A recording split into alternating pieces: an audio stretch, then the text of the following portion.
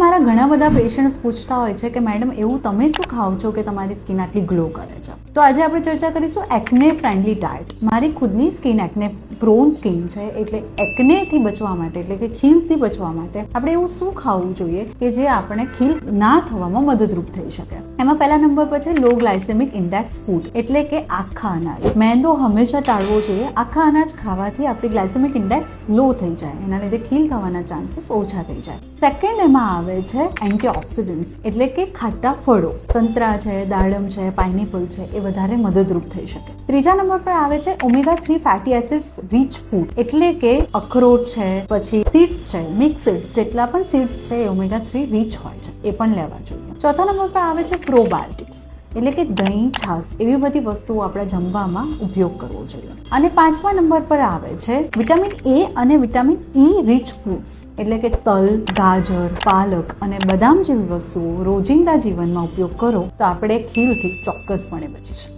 તો આમાંથી કઈ વસ્તુઓ તમે તમારા ડાયટમાં ઉપયોગ કરો છો એ અમને કોમેન્ટમાં જરૂરથી જણાવો.